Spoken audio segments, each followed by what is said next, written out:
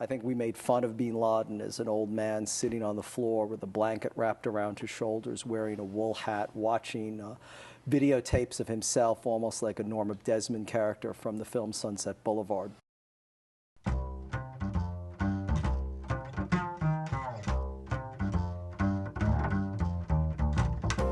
This is Faith Complex, a dialogue about the entanglement of religion, politics, and art.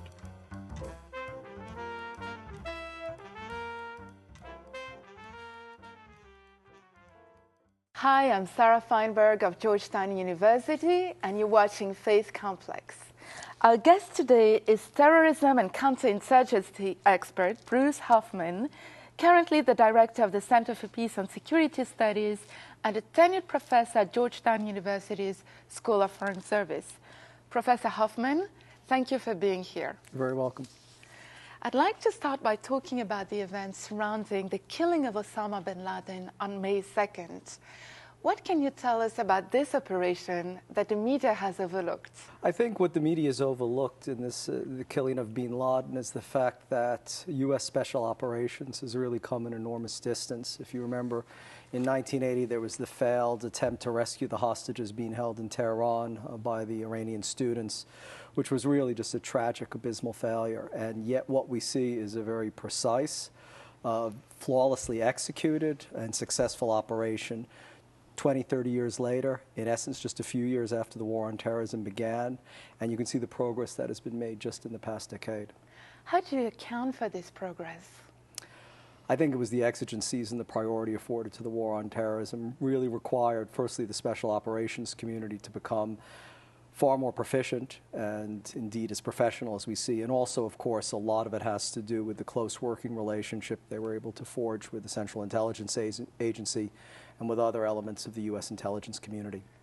In this operation, we found tons of information about Osama bin Laden, but more specifically, we found him living in a well-off Pakistani city, in a large compound, even having some pornography in his home. So how has this changed his image in the Arab world? I'm not sure it's necessarily changed his image as much as we would hope or as much as we've sought to change it. And I think, in essence, 10 years into the war on terrorism, we still have a tin ear, or still we see the Muslim world in particular through our own perspective, not necessarily as people across the globe of that faith see it. In other words, I think we made fun of bin Laden as an old man sitting on the floor with a blanket wrapped around his shoulders, wearing a wool hat, watching videotapes of himself, almost like a Norma Desmond character from the film Sunset Boulevard. But I suspect Muslims may see it very differently. They see a man who lived his life exactly as he said he would, that a very pious man, a man that really devoted his entire existence, or at least since he was a young man, to jihad, to waging a struggle against Islam's enemies. So they see someone with enormous dedication that had already turned his back on fabulous wealth and on a life of comfort, and even up until his death, lived very simply and very humbly. Sitting on the floor rather than luxurious furniture, I mean, that sends a very powerful message that he still was a person down to his roots. So what about the pornography? I think, unfortunately, in my view, it's a non-issue. Firstly, we don't know if it's bin Laden's. There were lots of couriers and lots of people coming in and out of that house. There were 2 other families living there, some with teenagers. And then even if it is true, and even if it is bin Laden's, will anyone really believe it? In 2008, you published an article in Foreign Affairs entitled "The Myth of Grassroots Terrorism: Why Osama bin Laden Still Matters." And you were pretty much arguing against the conventional view of a leaderless jihad against the United States. So, following Al-Qaeda's leader's death, do you think its ability to do damage will decline? I'm not certain, actually, and I think certainly not in the near future. Al-Qaeda success was, I think, always predicated on the fact that it was run almost along corporate lines. Bin Laden, for all his piety, for all his devotion to his religion, didn't actually hold any formal theological credentials. Rather, his undergraduate degrees were in economics and public administration. And he then cut his teeth in his family's billion-dollar multinational business empire. So he brought, I think, very much of a business sensibility to running a terrorist group. And of course, one of the fundamental lessons of business is that you have a corporate succession plan. So I suspect that there is such a plan. Indeed, bin Laden has told us as much. In one of the last interviews he gave on this subject in December 1998, he said that he was not afraid of dying. In fact, that he welcomed his opportunity for martyrdom. And the reason he said that is because he's confident that his death, whenever it happened, would produce thousands of more Osamas. Now, that may have been wishful thinking, and we have yet to see if that will be realized. But at the same time, though, what I think bin Laden was saying is that I'm planning for my death, and I'm ensuring that the struggle that I began, the struggle that I really devoted my adult life to, won't die when I die, that it will continue. And I think we have to take him at his word. So did we do a service to bin Laden by killing him? No, I think it was enormously important to eliminate him for a variety of reasons. Firstly, the treasure trove of intelligence that the SEALs seized from his villa have revealed that rather than someone who faded into the shadows, that had become a marginal figure in al-Qaeda, as many people had argued, that wasn't at all the case. It was almost like any president or CEO of a corporation. He set the overall strategic picture and mission, but also, like many presidents and CEOs, he micromanaged the spectacular. So he was clearly a player in a number of different, very specific terrorist operations worldwide, as well as setting the priorities. So eliminating him was, I think, a huge advantage. So who do you think will be al-Qaeda's next micromanager, as you put it?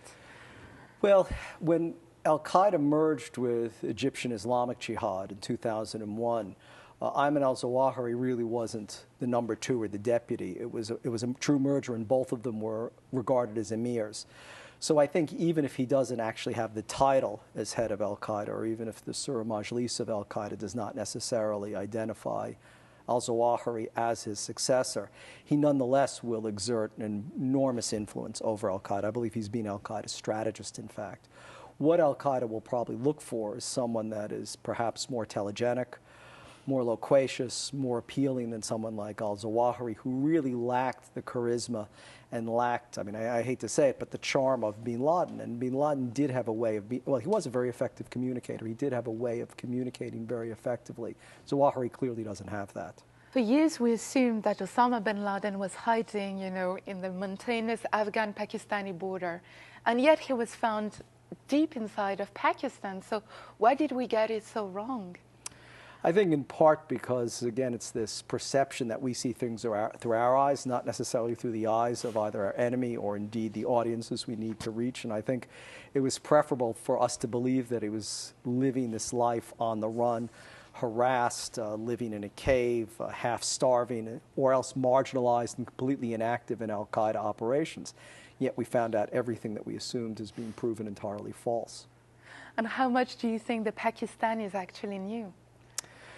Well, I think with the Pakistanis, both at the military and governmental and intelligence levels, it's probably not so much what they knew, but what they cared not to know. So I say that probably it was mostly omission rather than commission, in the sense that no one asked questions about who was in that villa. No one wanted to ask the questions for fear for their careers, because it wouldn't be very popular to ask those questions. Secondly, I'm sure they probably feared for their lives, that if they asked too many inconvenient questions, they might disappear themselves. So it was just easier for many people to ignore. But I'm sure there was a core of people somewhere that in Pakistan that were quite aware of where bin Laden was and who was in that villa. Given the Obama's administration intense outreach to the Muslim world, how do you think that this operation will change the image of Obama from Marrakesh to Jakarta? I think it probably strengthens his image. He's seen as a man who's very decisive, when many of his critics have said that he hesitates, that he overanalyzes things. He's seen as a man of action, authorizing the SEALs to undertake what was a very risky and dangerous operation. I mean, it looks great in retrospect, but I think few people can understand the pressure and the risks that he took. And in that sense, I think he comes across as very courageous. So overall, I think it reflects very well on the president, everywhere in the United States and outside of the United States. We've been speaking to Professor Bruce Hoffman. Bruce, thank you so much for being here on Faith Complex. You're very welcome.